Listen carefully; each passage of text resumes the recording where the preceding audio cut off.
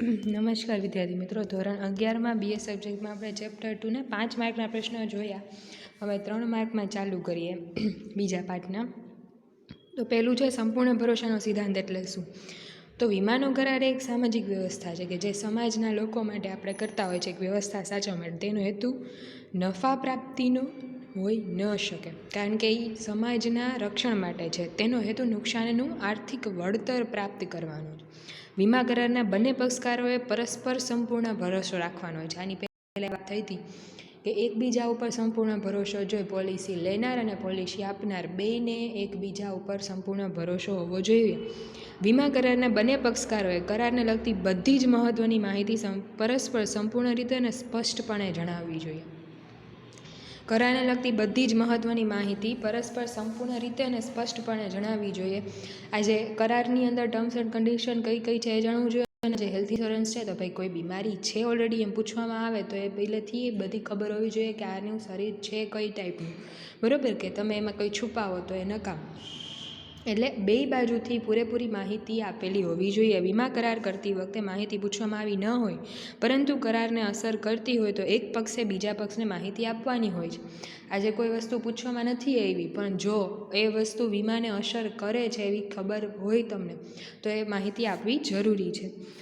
જો કોઈ બાબત છુપાવીને કરાર કરવામાં આવ્યો હોય તો તે દગો કર્યો છે એમ કહેવાય. તેને સંપૂર્ણ ભરોસાનો સિદ્ધાંતનો ભંગ થયો છે એમ કહેવાય, બરાબર.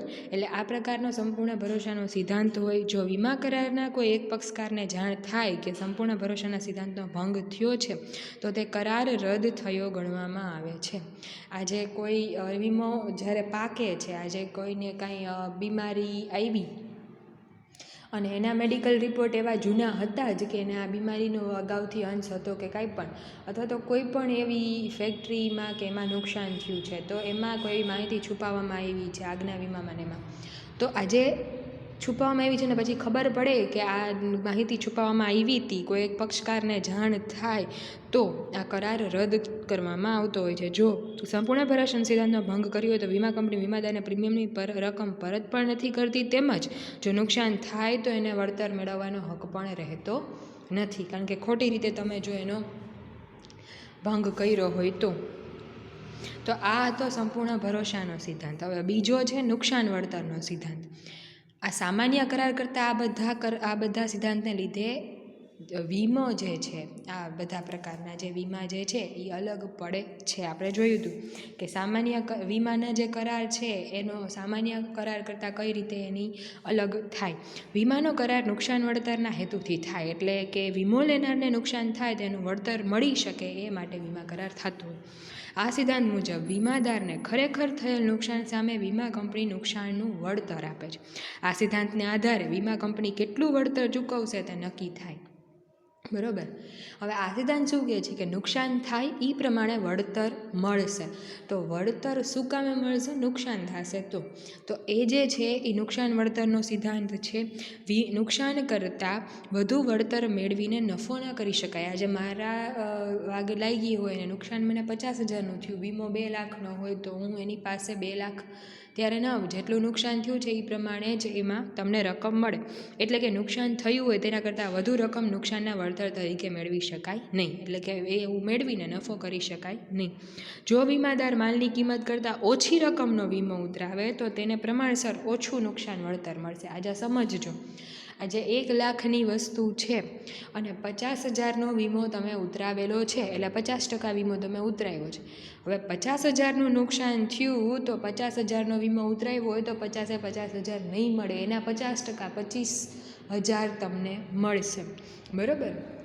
તમે જે વસ્તુ ઉપર જેટલાનો વીમો ઉતરાવ્યો છે એ પ્રમાણે તમને એમાં મળતું હોય છે, બરાબર. પછી પ્રમાણસર, એમ કે જેટલું નુકસાન થયું હશે એમાં જેટલો વીમો ઉતરાવેલો હશે એ પ્રમાણે મળશે. હવે માલ મિલકત કિંમત કરતાં વધુ રકમનો વીમો લીધો હોય તો પણ નુકસાનની રકમથી વધુ વળતર મેળવી ન શકાય. આજે તમે 50,000ની વસ્તુ હોય અને 70નો વીમો ઉતરાવ્યો હોય તો 50નું નુકસાન થાય તો 50 જ મળે, 70 ન મળે, બરાબર. દાખલા તરીકે એક વ્યક્તિએ વસ્તુની કિંમત ₹3 લાખ હોય, તેનો 2 લાખનો વીમો ઉતરાવ્યો હોય અને વસ્તુ આગથી સંપૂર્ણપણે નાશ પામે તો તેને વધુમાં વધુ 2 લાખ જ નુકસાન વળતર મળે.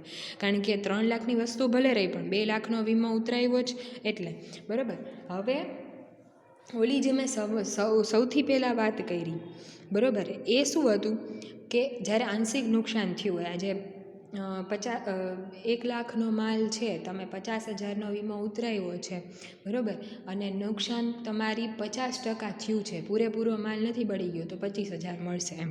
જો અહીંયા એ જ લખ્યું છે, જો વસ્તુની કિંમત 3 લાખ છે પરંતુ તેનો વીમો 2 લાખનો જ લેવામાં આવ્યો છે અને તે વસ્તુને આંશિક નુકસાન 1.5 લાખ થાય, બરાબર, એટલે વસ્તુની કિંમત કરતાં અડધું નુકસાન થયું તો તેને ઉતરાવેલ રકમનું પ્રમાણસર વળતર, એટલે 2 લાખનો વીમો ઉતરાવ્યો બદલે ₹1,00,000 તમને મળશે.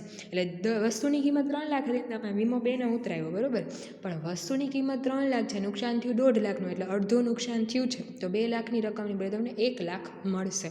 એટલે આ રીતે આખું પ્રમાણસર ગણતરી થતી હોય. જો વસ્તુની કિંમત 3 લાખ હોય અને એનો વીમો 3 લાખનો હોય અને વસ્તુથી સંપૂર્ણપણે નાશ પામે તો 3 લાખ પૂરેપૂરા વીમા કંપની ચૂકવે. એટલે આ થયો નુકસાન વળતરનો સિદ્ધાંત કે નુકસાન હશે એ પ્રમાણે એમાં વળતર મળશે. પછી છે વીમા યોગ્ય હિતનો સિદ્ધાંત. જે વ્યક્તિ કે વસ્તુમાં વીમાદારને વીમા યોગ્ય હિત હોય કે એ વ્યક્તિની વસ્તુ હોવી જોઈએ કે એ વ્યક્તિ એ વસ્તુનો માલિક હોવો જોઈએ કે એનું એની અંદર હિત હોવું જોઈએ, તે વ્યક્તિ કે વસ્તુ જ તે વીમો ઉતરાવી શકે છે. વ્યક્તિ કે વસ્તુનું અસ્તિત્વ ચાલુ રહેવાથી વીમાદારને જો આર્થિક લાભ થતો હોય, આજે ફેક્ટરી કે કાંઈ છે એ મારી માલિકીની હોય ને મને એમાંથી નફો મળતો હોય તો એ મારું એની અંદર વીમા યોગ્ય હિત છે એમ કહેવાય, મને એમાંથી આર્થિક લાભ મળે. તો આ જે છે કે જો આર્થિક લાભ મળતો હોય કે વસ્તુને નુકસાન પહોંચવાથી જો અમારા સ્ટોકને નુકસાન થયું તો મને એનાથી આર્થિક નુકસાન પહોંચતું હોય તો તે વસ્તુમાં એનું વીમા યોગ્ય હિત છે એમ કહેવાય. વીમા યોગ્ય હિત છે એમ ક્યારે કહેવાય? તો આ કે વસ્તુ કે વ્યક્તિનું અસ્તિત્વ ચાલુ રહેવાથી વીમાદારને જો આર્થિક લાભ થતો હોય અથવા એને નુકસાન થવાથી એને આર્થિક નુકસાન થતું હોય તો એ વસ્તુ કે માં એનું વીમા યોગ્ય હિત છે એમ કહેવાય. મકાનમાં તેના માલિકને અને મકાન ગીરવે રાખી નાણાં ધીરનારને મકાનમાં વીમા યોગ્ય હિત છે. મકાન જેનું છે એમાં એના માલિકને તો હોય પણ મકાન ગીરવે રાખીને નાણાં ધીરનારને મકાનમાં વીમા યોગ્ય હિત છે. આજે મેં કોઈનું મકાન ગીરવે રાખ્યું છે ને મેં એને પૈસા આપ્યા છે તો મારું એમાં વીમા યોગ્ય હિત કહી શકાય. જિંદગીના વીમામાં વીમો લેતી વખતે, દરિયાઈ વીમામાં નુકસાન વખતે અને આગના વીમામાં વીમો લેતી વખતે તેમજ નુકસાન વખતે વીમા વસ્તુમાં વીમા યોગ્ય હિત હોવું જોઈએ. આજે જિંદગીમાં વીમામાં વીમો લેતી વખતે તો જિંદગી તો બધાની અમૂલ્ય છે, તો એ દરિયાઈ વીમામાં નુકસાન વખતે દરિયાઈ વીમો હોય તો દરિયામાં કઈ પ્રકારનું નુકસાન થયું છે આગમાં વીમો લેતી વખતે, તેમજ કોઈ પણ પ્રકારના આવા નુકસાન વખતે વીમા વસ્તુમાં વીમા યોગ્ય હિત હોવું જોઈએ. તો આટલી વસ્તુ આપણે આજે જોઈ કે 3 પ્રશ્નો જોયા છે, બરાબર. આજે આપણે આટલું રાખીએ અને પછીનું આપણે નેક્સ્ટમાં જોઈશું. Thank you.